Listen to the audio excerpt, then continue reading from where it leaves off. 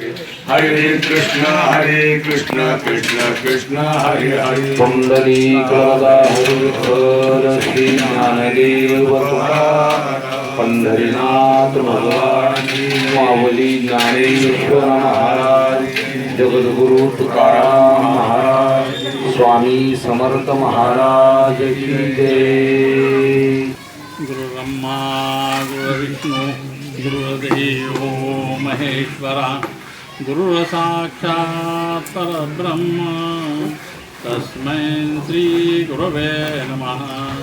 ध्यानं मूलं गुरुर्मूर्ति पूजामूलं गुरुर्पदं मन्त्रमूलं गुरुर्वाक्यं मोक्षमूलं गुरुर्वाक् अखण्डमण्डलाकारं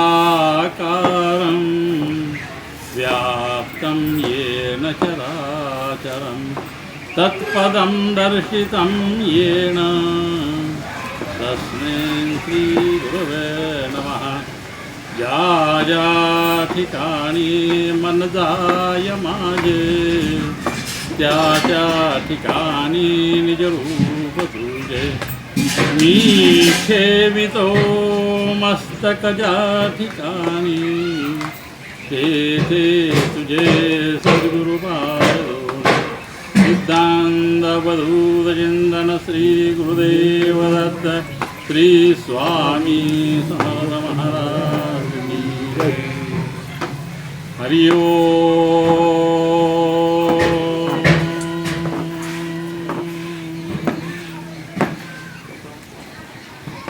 हरि ओम।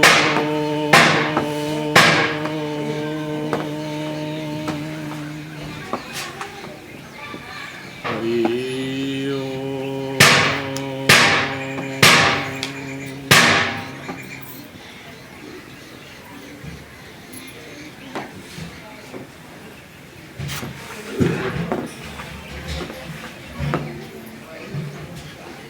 श्री गुरुदेव दत्त श्री स्वामी समर्थ महाराज की जय। आज गुरुमाऊलीच्या समोर आणि संपूर्ण संतांच्या सान्निध्यात प्रवचनाचा योग आला आहे हे माझं महत् भाग्य समजतो। खरं म्हणजे ह्या पवित्र भूमीमध्ये अशा प्रकारची सेवा करायची संधी मिळणे हे अत्यंत भाग्याचं लक्षण मी माझं समजतो। आणि यासाठी मी एक अभंग तुकाराम महाराजांचा इथे प्रवचनासाठी निवडला आहे। तो अभंग आहे, याचीसाठी केला होता शेवटचा दिस उडवा आता निश्चिंतीने पावलो विसावा खुंटलिया धावा कृष्णे दिया कौतुक वाटे झालिया वेशाचे नाव मंगळाचे केणे गुणे तुका म्हणे मुक्ती परिणिली नवरी आता दिवस चांगलं खेळी खेळ। खरं म्हणजे या अभंगावर थोडं आपण सगळे चर्चा करू। अत्यंत महत्त्वाचा अभंग हा कधी लिहिला असेल असंच आपण पाहिलं ना तर महाराजांना आत्मसाक्षात्कार झालाय आणि आत्मसाक्षात्कार झाल्यानंतर त्यांना वाटणारी जी ऊर्जा आहे त्यांना मिळणारी जी मुक्ती आहे तो मुक्तीचा सोहळा कसा बघायचा। आणि एक म्हटलंय की मुक्तीचा सोहळा आपण सोहळा म्हटला की तो साजरा करायला लागतो। मुक्ती म्हणजे मरण काय तर मरण म्हणजे मुक्ती नाही। दोन कल्पना आहेत, मुक्ती आणि परत पुनरुक्ती जन्म पुनरुक्ती मरण घ्यायची। कशा संदर्भात येतात त्या तो वासनेच्या संदर्भात आहे। जेव्हा वासना संपतात श्वास शिल्लक आहेत मुक्ती। जेव्हा श्वास संपतात वासना शिल्लकच राहतात तिथे पुनर्जन्म आहे। कारण वासना भोगण्यासाठी परत शरीर घ्यायला लागतं आणि शरीर घेतल्यानंतर वासनाच भोगायला लागतं. मग मुक्ती येते कुठे? मुक्ती जर येत असेल तर मुक्ती म्हणजे शेवट काय नाही.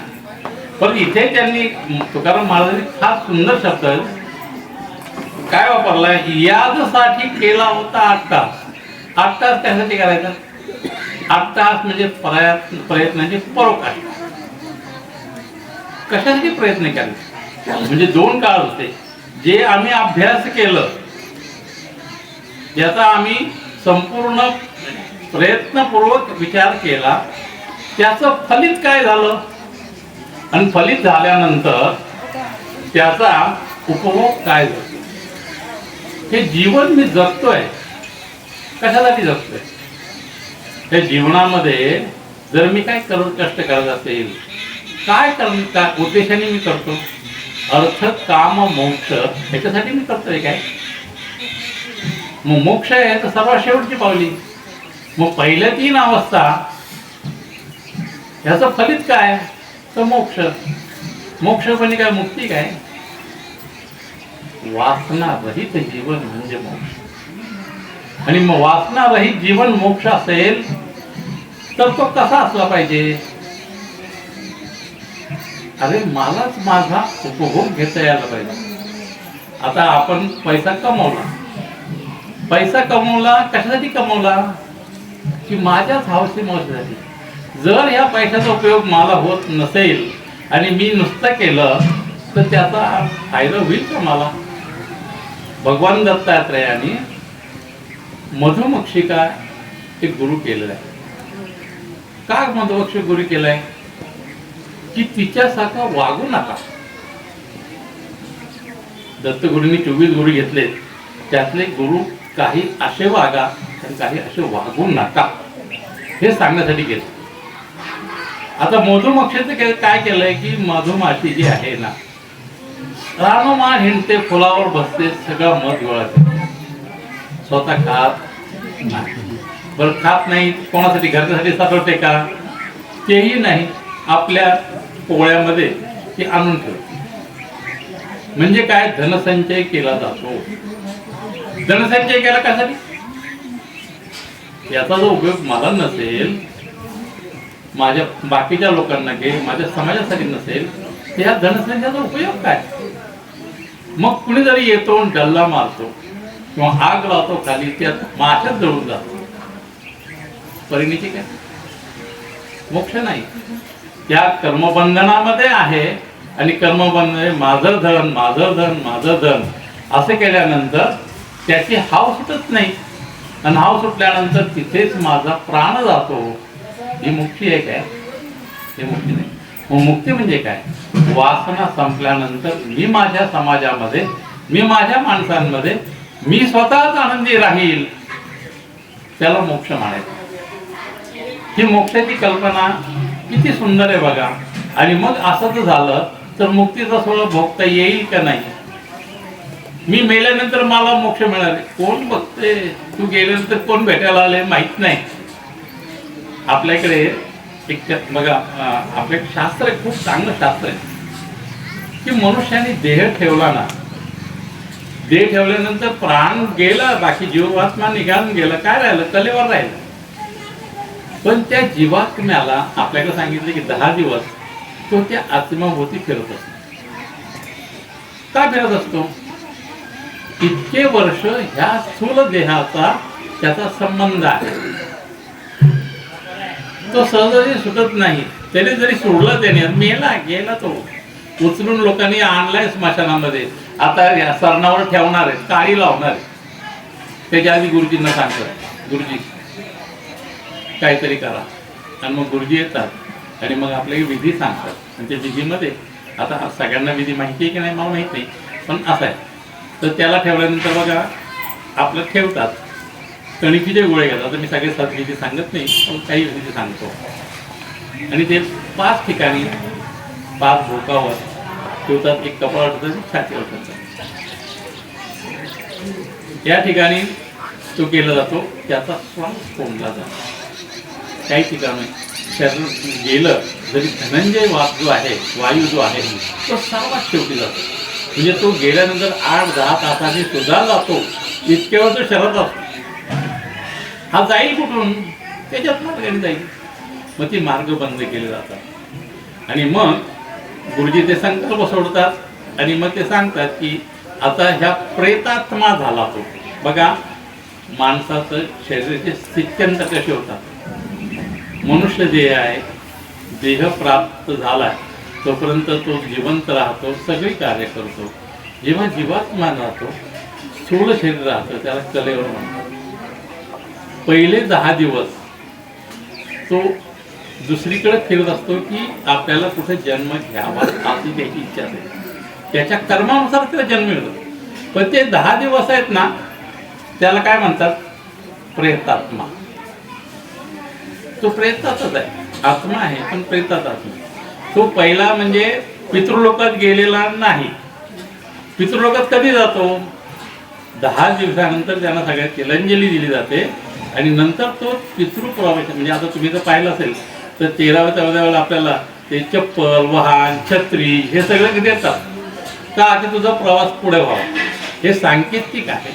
त्याला काय चप्पल आणि छत्री जरूर नसते. तुम्ही केलेल्या कर्मानुसार तुम्हाला भोगतं. पण माझी इच्छा काय बाबा रे, तू चाललाय सोयीस्कर असे तुझं आयुष्य व्हावं यासाठी. आणि मग ते कलेवर ठेवले असते, ते पाय ठेवतात आणि जो त्यांचा उत्तराधिकारी असतो तो मडकं घेतो आणि उलट्या दिशेने फिरतो. उलट्या दिशेने फिरण्याचा अर्थ काय? देवाला प्रदक्षिणा घालतो, देव उजवीकडे ठेवून आपण प्रदक्षिणा घालतो, त्याला परिपूर्ण करायला म्हणतात. आणि इथे डाव्या हाताने उलट्या का? मटका आहे, मटक्यामध्ये पाणी आहे. आपलं जीवन ते 70% पाण्यात आहे आणि मग तिथे असेल तर उलट्या दिशेने जातो. जो जीवात्मा आहे ना, तो त्या प्रेताभोवती फिरत असतो. तो कसा फिरतो? उजवीकडून डावीकडे. आपण कसं करतो? डावीकडून उजवीकडे पाणी घेऊन फिरतो. याचा अर्थ काय झाला की तो जीवात्मा आहे ना, त्या पाण्यामध्ये डिझॉल्व्ह व्हायला पाहिजे, तो विरघळला पाहिजे. विरघळल्यानंतर काय जातो की 3 प्रदक्षिणा घातल्यानंतर असं गृहीत धरलंय की तो जीवात्मा जो आहे तो पाण्यामध्ये विरघळतोय. मग आपण एक त्याला बिळबिळ मारतो, हे पाडतो आणि मग नंतर तिसऱ्याला टाकून देतो. टाकून दिल्यानंतर तो माठ फुटतो आणि माठच्या पुढे असेल दगड जो आहे त्यात आश्मा म्हणतात. मग आपण काय गृहीत धरलेलं आहे की ह्या पाण्यात आलेला जीव त्या पाण्यामधून त्या आश्मामध्ये जातो आणि तो आश्मा घरी आल्यानंतर काय करतो? आपण दाराच्या बाहेर होतो, आत घेत नाही त्याला. लक्षात घ्यावा, माणूस झाल्यानंतर मेल्यानंतर त्याला आत घेत नाही दाराच्या बाहेर. तेव्हा त्याचा जीव आपल्या घराभोवती फिरत असतो. किती दिवस? 10 दिवस. हे मी प्रोसेस का सांगतोय की आपल्याला ही मोक्षाची कल्पना यावी म्हणून यासाठी. आणि मग असं करता करता बाकी तिलांजली होतं, बाकी त्याला जातो आणि आपण 10 दिवसानंतर त्याला एक विनंती असते की जेव्हा अग्निदाह दिलं तो तेव्हा मंत्र आहे, त्या मंत्रामध्ये सांगतात की हे प्रेतात्मा, तुझा आणि आता ह्या शरीराचा संबंध नाही, तू इथे येऊ नकोस, ते सांगितलं जातं. आणि मग हे सांगितल्यानंतर त्याला अग्निदाह दिला जातो आणि आपण बाकी नंतर जातो. जर त्याचा देह जळाला, आत्मा जळतो काय? नाही जळ. आत्मा राहतो कुठं? राहतो आश्म्यामध्ये. आश्मा कुठे? घराच्या बाहेर. मग त्या घराच्या बाहेर तुम्ही बघा, ज्याच्या घरामध्ये कुणी काय आता मृत्यू झाली त्याच्या घरातलं वातावरण कसं असतं? दूषित असतं. का? कारण तो आत्मा तिथे हिंडत असतो. आणि मग हिंडत असल्यामुळे काय होतंय त्याला की त्याच्या ज्या इच्छा आहेत, वासना आहेत, मग माझं हे काय होणार, माझं शेत ह्याने थोडं खाल्लंय, मग मला मिळणार का नाही, माझे 1000 रुपये ह्यांनी बुडवले, तो वसूल करणार की नाही, ह्या वासना शिल्लक असतात. त्या वासनेवर तो अडकून जातो आणि मग तिथे त्याच्या चक्राची गती थांबते. मग ही थांबल्यानंतर त्याचा पुढचा जन्म होईल काय? व्यवस्थित नाही होणार. मग आपल्यातलं कोणी म्हणतं, नाही बाबा तुमचं कार्य मी पुढं चालू ठेवेल, काळजी करू नका, तुमच्या पोराचं लग्न मी करेल, तुमच्या पोरीचं काय असेल ते मी बघेल, असं जेव्हा सांगतात तिथे तेव्हा कावळा शिवतो. ते कावळा शिवत नाही आणि आपल्या सगळ्यांना माहिती आहे कावळा का होतो, कारण त्या कावळ्याला खास वरदान आहे काही गोष्टीचं, त्या सगळ्या गोष्टी ती सांगत नाही, पण ह्याच्यामध्ये हे असं होतं.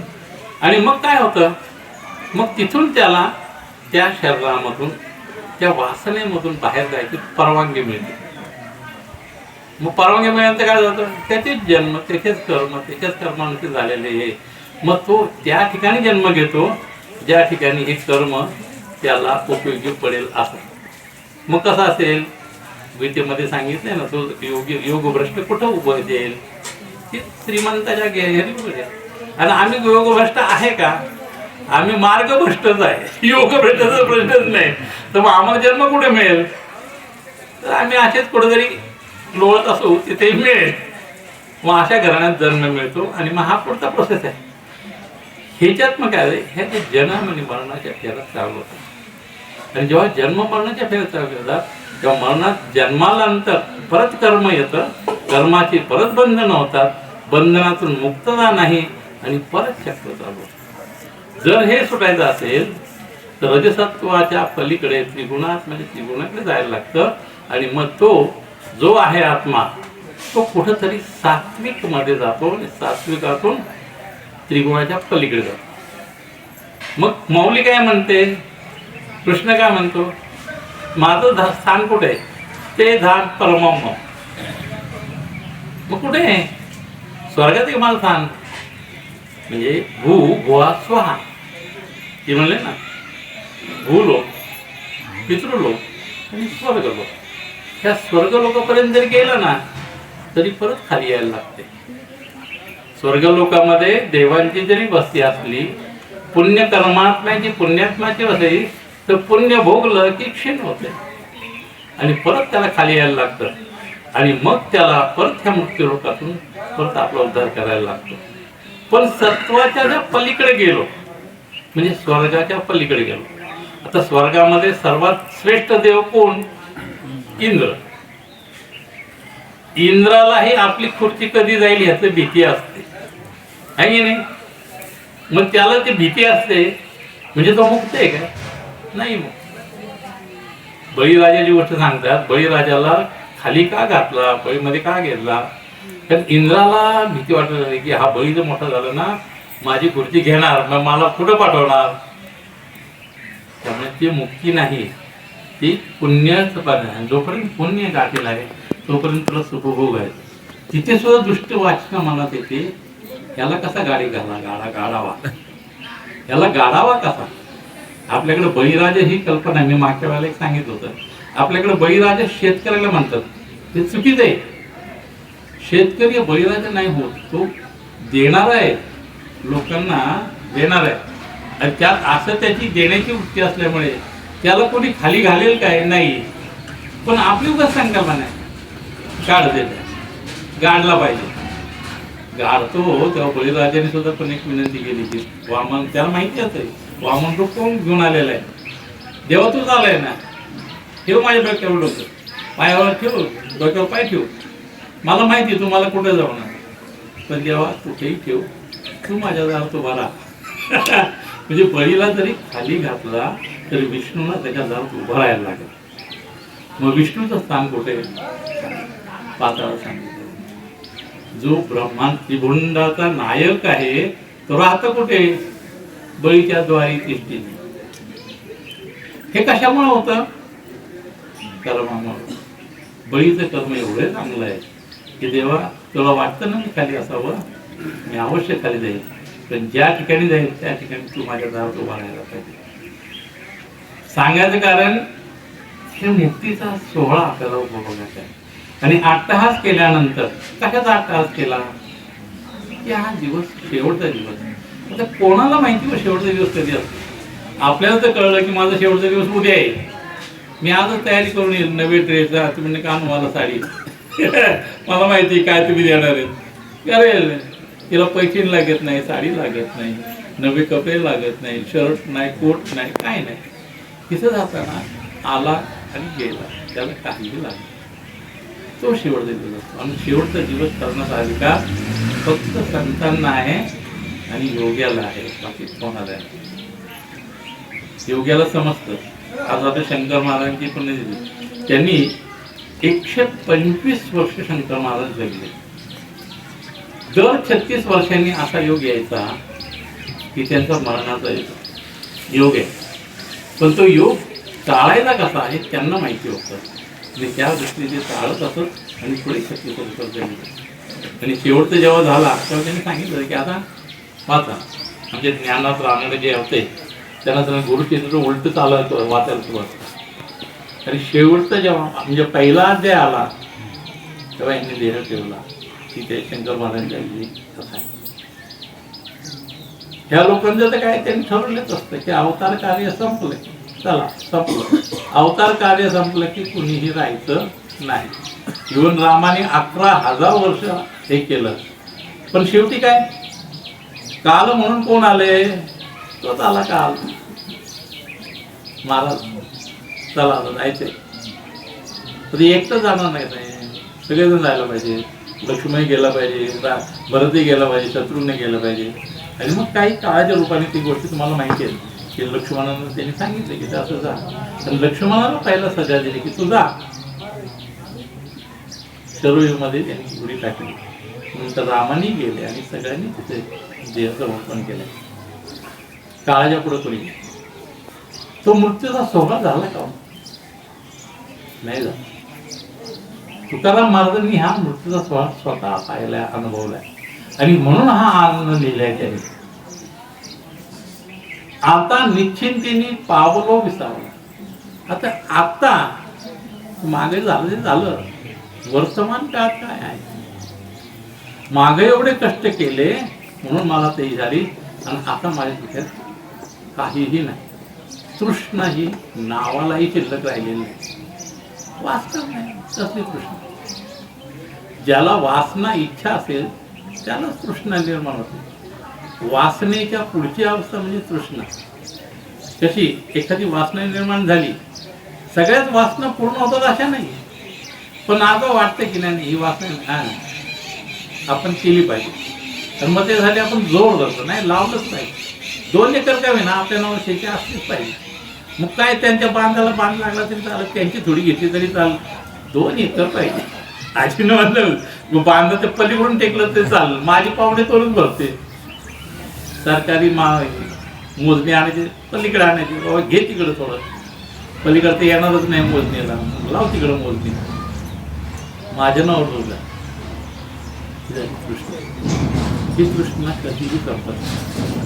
कृष्णेचं वर्णन करतात, अशा कृष्णाचं वर्णन जे आहे ना त्याचं करतात. यज्ञामध्ये तूप टाकतात, त्यात यज्ञ भिजावं म्हणतात. तुपाने यज्ञ भिजतो काय, तो वाढतो.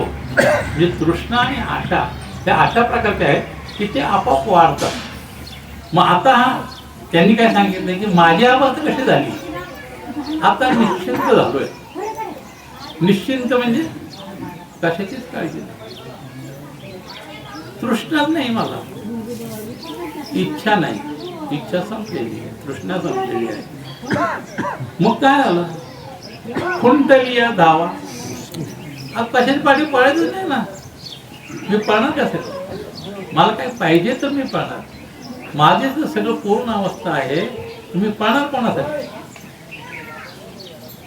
मग असं झाल्यानंतर काय होतं, जीवनामध्ये आनंद झाला. जर आनंद असेल आणि दुःखाची छटा नसेल तर हेवा देवाच नाही कोणाचा. तुमच्याकडे मी आलो, तुम्ही मला विचारलं नाही, नाहीच. मी आनंद आहे, तू आनंद आहे. तू मी आनंदाच्या कल्लोळामध्ये लोक. माऊलीचा शब्द आहे कल्लोळ. कल्लोळ शब्द आहे म्हणजे समुद्रामध्ये जे उठतं आणि परत समुद्रात निघून जातं. त्यात मीपणाचा कुठेही अहंकार नाही. आणि मीपणाचा अहंकार नसल्यामुळे तिथे माझा अहंभाव नाही, तिथे माझी तृष्णा नाही, तिथे माझं अस्तित्व नाही. आणि हे परमेश्वरा तुझ्यात मी सामील आहे असं जेव्हा स्थिती होते, ती स्थिती ही आनंदमय स्थिती. आणि मग आनंदमय स्थिती झाल्यानंतर काय, हेवा देवा संपला. तुमच्याशी माझी प्रेमसंबंध आहे. आला बुवा, नमस्कार केला, तुम्हाला नमस्कार, तुमच्यातल्या आत्म्याला नमस्कार. आणि तुमचा आत्मा माझा आत्मा एक आहे. शिवोहम शिवोहम असं होतं. आणि मग तिथे कोणाचाही द्वेष नाही, मत्सर नाही, काही नाही. आनंदाची निर्मितीच होत राहते. आणि मग आनंदाची निर्मितीमुळे मोक्ष सहज होतो. हे कशामुळे घडतं? हे घडलंय, त्यांनी माऊलीने तुकारामाने सांगितलंय की हे घडलंय हो. याच्यासाठी मी 8 तासांनी प्रयत्न केले, डोंगरावर जाऊन बसलो, तपश्चर्या केली. काय केलं? नाम मंगळाचे नामसाधना केली. कोणाची? मंगळाची. मंगळ अमंगळाचा ज्याला लवलेशही नाही असा का? असं का? विठ्ठलाच्या नावात अमंगलपणा नाही असं कसं म्हणतात? सुरुवात गणेशाने करतात. गणेशा तू विघ्न हरता आहे तर विघ्न करता पण आहे. बघा फार छान आहे. टेंबे स्वामींनी जेव्हा गणपतीचं वर्णन केलं ना, तेव्हा नरसिंह सरस्वतीचं वर्णन केलं. त्यांनी काय म्हणतात? पुत्र अंबिकेचा. आता गणेश कोणाचा पुत्र? पार्वतीचा. आणि नरसिंह सरस्वतीच्या आईचं नाव काय? अंबिका. अंबिकेचा पुत्र. दोन्ही उपमा लागल्या. गणेशाची राहिली, नरसिंह सरस्वतीची ही राहिली. मग तो काय आहे? ज्ञानाचा सागर. गणपती ज्ञानसागर, दत्तात्रय गुरु ज्ञानसागर. दोघांची कल्पना लागली. इतकं सुंदर वर्णन काय काय ठिकाणी आहे. आणि गणेश आणि नरसिंह दत्त महाराज एकच आहेत, दोन्ही भाव नाहीये. आणि मग त्या तत्वाची मी नमस्कार करतो अशी टेंबे स्वामींची उभी. आता ती गणेश असेल, नरसिंह सरस्वती असेल, म्हणजे गुरु गुरुच्या स्थानी असतो. आणि गुरु हा देवही असतो. गुरुकडे गेलं, सद्गुरुकडे गेलं तर देवाची कल्पना करते आणि देव केलं तर. गुरुगीतेमध्ये 2 श्लोक आहेत बघा. शिवो रुष्टो हरी गुरु चाहता, गुरु तुटतो नाही. म्हणजे शिव जर रागवला ना तर गुरु सांभाळून घेईल, पण गुरु रागवला तर कोणीच नाही येणार. आता इथं झालं शिव, पुढे आलाय हरी. विष्णू जरी रागवला ना गुरु सांभाळून गेला, आणि गुरु रागवला तर विष्णू नाही गेला. प्रश्न असा आला, ब्रह्मा विष्णू मायेमध्ये विष्णू आलाय, शिव आलाय, ब्रह्मा कुठं आलाय? प्रश्न तो येतो ना, ब्रह्म का नाही? मग ब्रह्माचं का नाही वर्णन येते? ब्रह्म रुष्टो गुरु त्राता नाही येते, कारण ब्रह्माचं कामच निर्मिती. जर निर्मिती झाली नाही तर पुढच्या क्षमेचा प्रश्नच येत नाही. ते फार छान, म्हणजे या गुरुगीतेमध्ये काय काही ठिकाणी इतकं सुंदर वर्णन केलं की तिथे आपली बुद्धी संपते.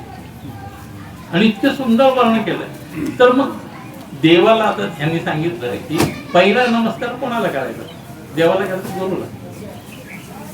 देव आपल्याला काही देतही नाही आणि घेतही नाही. मग नमस्कार करायचा कोणाला? गुरुला.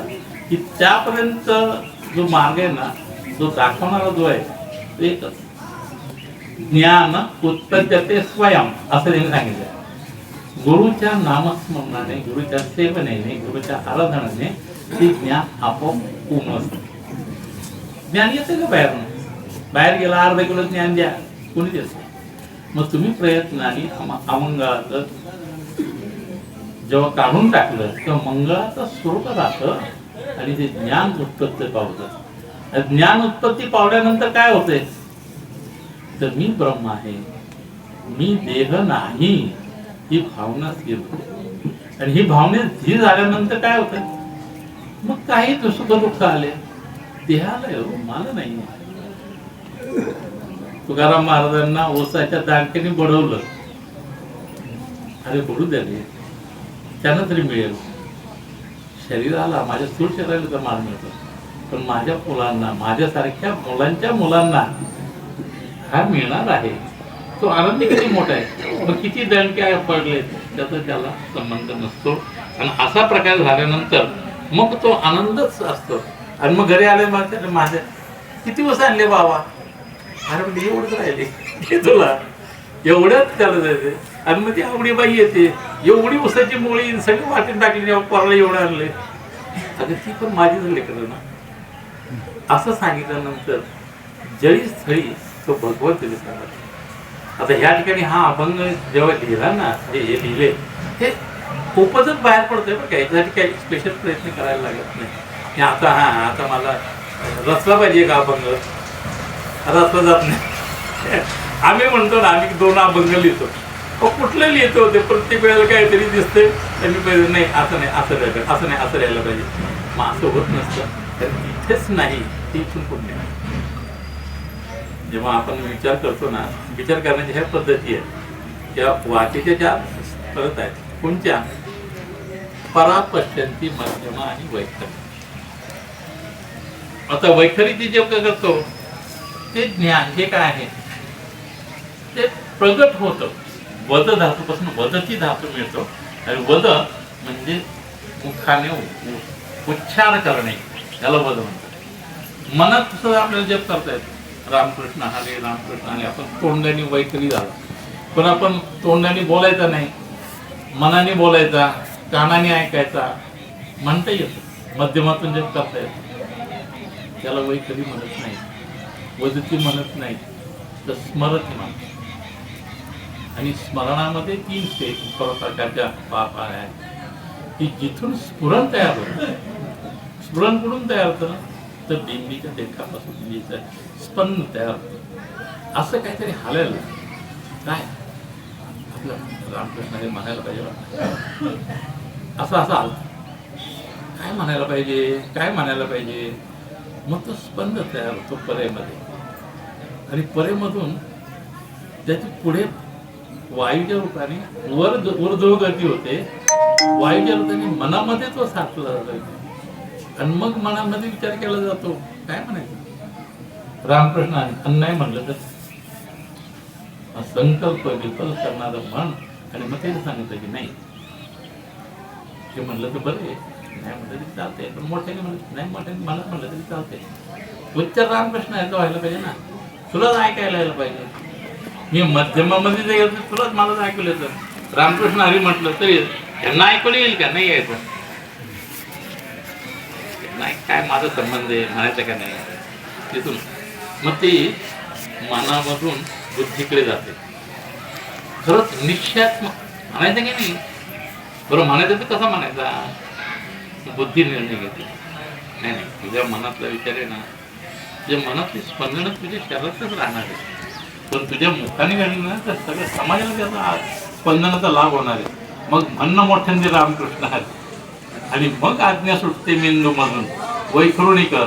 वैखरून आज्ञेनंतर जीभ रामकृष्ण हरी या नादात नाचायला लागते. त्याला आहत ध्वनी म्हणतात. जीभ ज्या ज्या ठिकाणी जाते, राम रा आणि म कृष्ण हरी म्हणतात, तेव्हा जिभेची बंधनं पण आदरणं हे होत राहतं, आणि त्यातून स्पंदनातून ते एक लहरी तयार होते.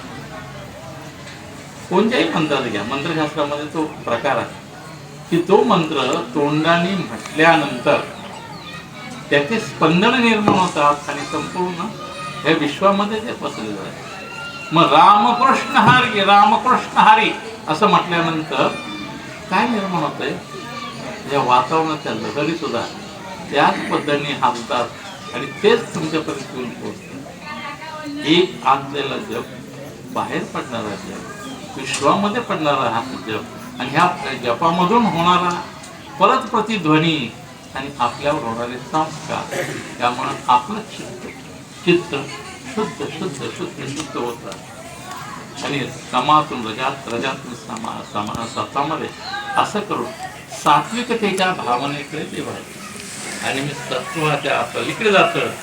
त्रिगुणात्मक त्रयमूर्ती दत्त हा जाणं सांगितलंय. मला म्हणायचं नाही, जाणायला सांगितलं. जाणं म्हणजे बुद्धीने जाणं. वेद म्हणजे सुद्धा जाणणे. मग वेद काय आहे? ते परमेश्वर संपूर्ण चराचरामध्ये कसा भरला आहे, ही बघण्याची दृष्टी जेव्हा आपल्याला येईल ना, त्यामुळे तुकाराम म्हणाल वेदाचा अर्थ आमाशीचा.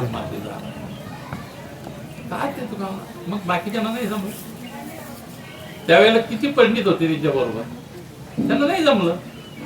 कारण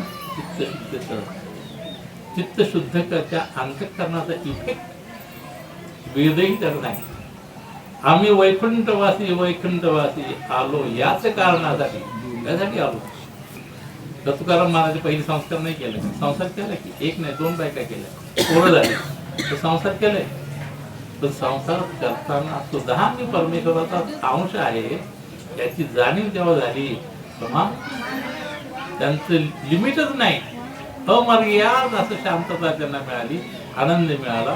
तर मग आनंदाच्या दोघी आनंद तरंग अशी मुक्ती भोगलेला संत आपल्या समोर आहे. आपण संतांचं चरित्र का वाचतो की नाही मला संत होता येणार, या जन्मात होईल का नाही माहीत नाही, माझी तेवढी कपॅसिटी आहे का नाही मला माहित नाही, पण मी थोडा प्रयत्न करेल ना, करेल का नाही मला तू कर्मासारखं होता. रामकृष्ण आणि म्हणता येईल की नाही मला म्हणते. आता एकनाथ महाराजांचं पाहिलं, हो ते खंडोबा आहे घरी माहित नाही, खंड्या पाणी आणतोय पाणी भरतोय, पण खंड्या कोण आहे याची जाणीव त्यांना सुद्धा नाही. जो भगवंत त्या भक्ताच्या घरी पाणी भरतो हे त्याचं ऐश्वर आहे. या नात्याच्या खूप गोष्टी आता सांगत नाहीये, पण त्या लोकांना कळतं की दत्त महाराज कुठे आहेत, दत्त महाराजांचं ठिकाण कुठे आहे, सगळे शोध येतात पण नाही, नात्यांच्या घरात आहे. जो विश्वातही सापडत नाही तो भक्ताच्या दारात काम करताना पाहतो. अशा प्रकारची अवस्था कोणाला येतं तर ज्यांनी भावाने बांधलाय विठ्ठलाला. कानोबाईंचा अभंग बांधी याला, दोराने बांधी याला, तो कोणी कसा बांधलाय, सोहम सोहम नादानी तो बांधला जातो. मग तुमचं नाम किती व्हायचं, दळीचा कांदीचा आम्ही असं जरी जे म्हणतो ना, त्याच्या प्रत्येक क्षणात म्हणजे प्रत्येक कर्मात म्हणजे प्रत्येक संसारात जर माझा विठ्ठल साथीदार असेल तर मी काहीच करणार, तो सगळं करतोय. तर ही जेव्हा जागणी होते तेव्हा कष्टाची तिथे काहीही होत नाही. तिथं मीच कष्ट करत नाही, माझा कष्ट करणारा भगवंत माझ्या मदत करतो. अशा प्रकारची होते. तिथे थकवा नाही, दुरुस्ती नाही, काही नाही, फक्त आनंद. मग जाणं व्हायला भांडी घालून सांगितलं का, गोधडं धुवायला सांगितलं का, किंवा कुठं जायला सांगितलं गाईच्या मागं जाते. पण ज्या ज्या ठिकाणी जाते त्या ठिकाणी तुम्हाला सांगा, जेथे जातो ते तुम्हाला सांगते. अशी भावना जेव्हा आपली तयार होईल ना, मग बागेला बसलो काय, पुण्याला असलो काय, आणखीन कुठे असलंय, स्वामी तुम्ही माझ्या बरोबर आहात ना, मग काय प्रश्न आहे. ही भावना डेव्हलप करण्याची काम आपलं. तुकारामाने सुद्धा हे केलं. जेव्हा त्यांना हे कळलं ह्या सृष्टीतला भगवान माझ्याच बरोबर आहे, आणि मग जेव्हा आत्मसाक्षात्कार केले, वृक्ष बनते अण्णा सोयरे बनते जेव्हा भरले, मग मी माझ्याच का पाहू नाही. आणि अशा प्रकारची झाली की देहाची भावना संपते आणि तुका आकाशा एवढा होता. आता हे सगळं होण्यासाठी 8 तास जरी प्रयत्न केला ना, मंगळाचं अमंगळ झालं ना, अमंगळाकडून मंगळाकडे परत आलो ना आपण, ही सगळी प्रोसेस होता ना. मग काय झालं, वासना संपल्या, पण श्वास आता उरलो उपकारा पुरता. उपकारापुरता उरलो म्हणजे काय, मी कर्तव्य तर करणार आहे. भागीरथीचं लग्न करायचं केलं ना, भागीरथी तिकडे दिली, सगळं केलं, पण मला त्याच्यात थांबायचं नाही, मी जातो. मग भागीरथी माझी गाठ पडेल की नाही याचा संबंध नाही. आणि जेव्हा भागीरथीला पाठवून दिलं, देह ठेवला, भागीरथी ओरडायला लागली की बाबा मला सोडून तुम्ही का गेला. भागीरथीच्या 8 तासांनी परत तुकारामाला यायला का, मुलीवर. पण कर्मबंधन नाही बा आलंय. आणि मग ते त्यात तुम्हाला सगळ्यांना माहिती की तिथे गेली, बाबा आलेत भावा आलेत म्हणून धावत गेली. बाबांना काय आवडतं, शेवयाची खीर. शेवयाची खीर करायला गेली, शेवया परतल्या, साखर टाकली नाही. आणि म्हणली बाबा तुम्ही आलात शेवया केल्या दूध नाही. तुकाराम आलेले त्या मंदिरात गेले. शंकराचं मंदिर होतं, समोर नंदी होता. गाय असे तर सांगितलं असते गाई बाबा दूध दे. तुकाराम नंदीकडे गेले. अरे म्हणले तर पोरीला दूध दे की. आणि नंदीकडून दूध घेतलं त्यांनी. म्हणजे हा केवढा म्हणजे चमत्कार आहे बघा. आणि हा चमत्कार का घडतो तर प्रेमामुळे घडतो.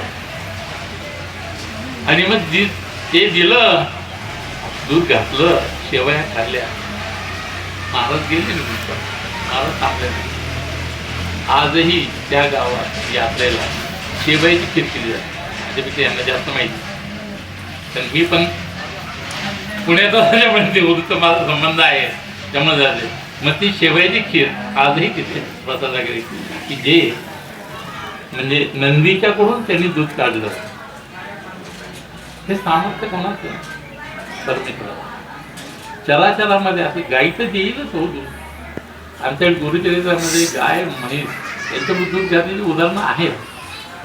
पण नंदीकडून दूध घेतलेलं उदाहरण ते तुकारामामध्ये झालेले एकच उदाहरण. त्यांना चराचा विश्वाचा जो चालक आहे तो सगळीकडे आहे की त्याची खात्री किती त्यांना पटली होती त्याचं साक्षात उदाहरण म्हणजे ह्या सांगोपांगी गोष्टी नाही, या घडलेल्या गोष्टी. आणि आजही तुम्हाला तो नंदी तिथे पाहायला मिळतो. त्या नदीच्या पलीकडे येलवडी गाव काय करायचे आहे ते तिथे जाऊन तुम्हाला बघता येईल. तो आहे नंदी अजून. त्या नंदी त्यांनी दूध काढलं. असो हे आहे. आता वेळे होत आला. मग आता यांनी काय केलं? आता ही अवस्था झाली. मग आता तुकाराम महाराजांनी शेवट काय केलंय त्याच्यामध्ये? तुका म्हणे मुक्ती. मुक्ती आहे त्याचं काय परिनिधी नाही. आता नवरी या शब्दात असं दोनही होतं. नवरी जे तो बरोबर भरण्याच्या अधिकाराचाच नाही. मुक्ती झाल्यावर कोणाशी लग्न करणार हो? मी माझाच नाही तर मी बायको म्हणून काय घेणार? म्हणजे हा दोन अर्थात तिथे चिन्ह आहे. परिनिली नवरी म्हणजे बायको केली, पण बायको करायला तू आहे पाहिजे ना तिथे. मीराबाईला विचारलं की तू लग्न करणार का? हो करणार. मग कोणाचा राजकुमार तुला पाहिजे? म्हणलं कुठेच कोणीच नाही राजकुमार, कुणीच पुरुषच नाही म्हणे या जगात. कोणाची लग्न करणार नाही? मी बाई आहे, मला नर पुरुष पाहिजे. इथे नरच नाही. श्रीकृष्णाचा कोणीच नर नाही. मग मी नऊवारीच राहील. मीरा काय म्हणते? मी नऊवारीच राहील, मला कोणी वारणार नाही. कारण मग माझा वारणारा फक्त कृष्ण. जसं महाभारतामध्ये नलदमयंतीच्या आख्यानामध्ये दमयंतीला इच्छा झाली होती की ह्याचं हे करावं. फार छान गोष्ट आहे. 2 मिनिटं सांगतो आणि संपवतो. कसं आहे की दमयंतीला वाटलं की आपलं स्वयंवर व्हावं आणि म्हणून तिने नलाची कीर्ती ऐकली की इतका शूर, इतका शौर्यवान, धैर्यवान, धर्मवान असा नवरा मला पाहिजे. आणि त्यांनी त्या ब्राह्मणाकडून त्या नलाचं वर्णन ऐकलं आणि तिने ठरवलं की नलाशिवाय मला दुसरा लग्न करणार नाही. आणि वडिलांना पण सांगितलं की नाही, स्वयंवर बोलवा आणि नलाला बोलवा, मग काय होईल ते होईल. पण दैव एवढं सोपं नसतं. तर नलाबरोबर 3 देवही त्याच्याबरोबर आले आणि जिथे नल राहिला होता ना त्याच्याच रूममध्ये राहिले ते देव. पण नला तुला जशी इच्छा आहे ना दमयंती, आम्हाला पण दमयंती आम्हाला भेटावी. तू सेवाला आम्ही सेवाला आलो. काय तुझं नशीब तुझ्याकडे, माझं नशीब माझ्याबरोबर. आता देव बरोबर असल्यानंतर म्हणले मला मिळणार का नाही दमयंती? हा प्रश्न आहे. दमयंती म्हणते की मला नवला पाहिजे. ठीक आहे म्हणले, तुझी ती पूर्ण होईल. सकाळी उठली, स्वयंवरामध्ये सगळी चालली. नळ जिथं उभं होतं ते शेजारी हे तिघे उभे राहिले. नळासारखाच ड्रेस, सगळं नळासारखंच झालं. तिची पंचायत, ती चौघी नळ कसे गावासाठी. आता एखादा नळ कोणता? दमयंती फार हुशार होती, अत्यंत बुद्धिवान बाई. हातात माळ घेतली, परमेश्वराला नमस्कार केला की परमेश्वरा माझी इप्सित पूर्ण कर. ती अशी चालली होती सगळीकडे, वरून सूर्यप्रकाश पडतोय, ती चालली होती. चौघही दिसतात नळासारखे. कोणता त्यातला नळ माझा, त्याचा नळ कोणता, अशी विचार करत चालली होती. मग तुला कळलं देवचं माझ्या म्हणजे आलेले नाही आहेत ना स्वयंवरात आले असते तर म्हणलं मग देव कसा वाटायचा, नर कसा वाटायचा, हा प्रश्न आहे ना. मग त्यांनी सांगितलं की देव उभा राहायला म्हणत ना जी सावलीच पडत नाही. ते म्हणले सावलीच पडत नाही. आणि म्हणली ती अशी बघत गेली, वर नाही गेली, खाली बघत गेली. कोणाची सावली पडती, ते चौघ उभे होते, तिघांची सावली पडली नाही, एकाची सावली पडली नाही. आणि मग तिने मात त्याच्या गळ्यात घातली. आणि मत झाल्यानंतर तिघांनी रूप बदललं. हा सुंदर. आणि हे घडलं तसं इथे आता नवरी वरली आहे ना. कोणाची वरली?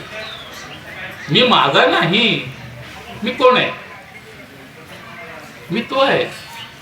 मग त्याच्याबरोबर जर हळसत खेळला असेल तर 4 दिवस म्हणजे 4 दिवस असं सांगत नाही, इथून पुढचे दिवस म्हणजे याच्यामध्ये 2-3 काळ आले बघा.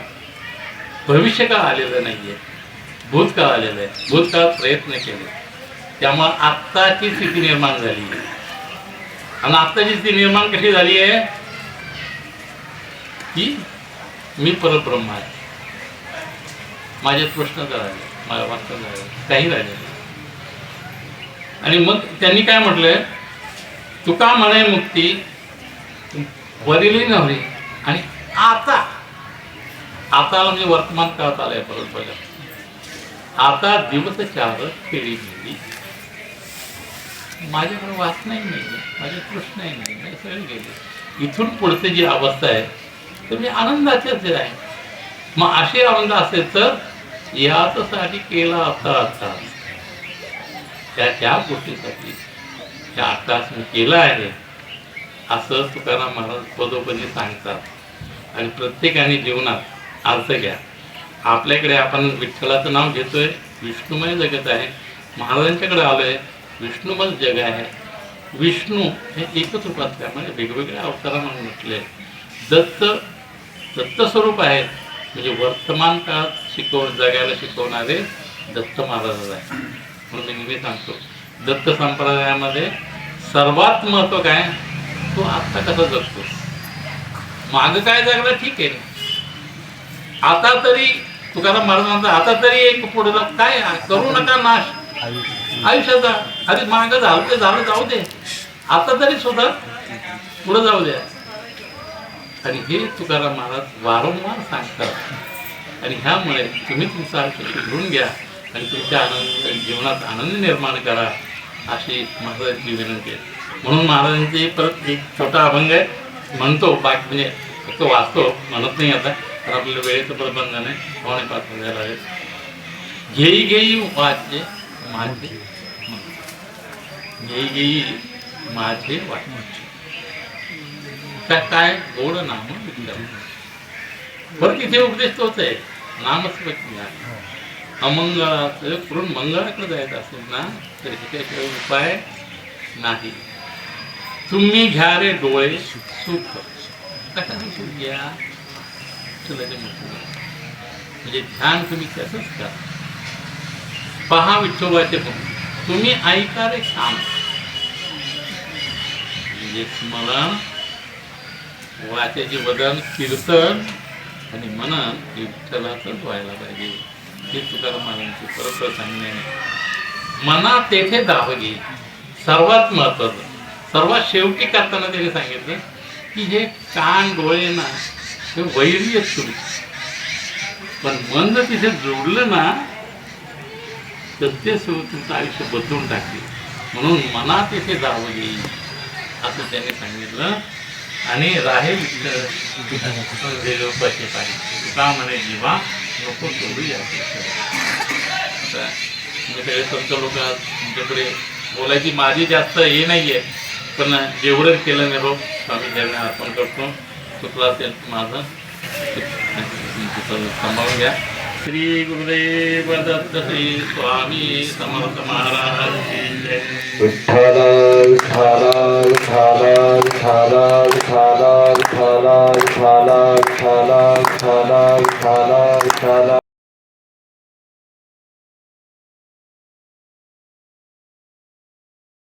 अध्यात्मावर नवनवीन माहिती मिळवण्यासाठी देव माझा चॅनलला सबस्क्राईब करा. पोस्ट आवडल्यास लाईक करा, शेअर करा. कमेंटमध्ये श्री गुरुदेव दत्त लिहायला विसरू नका.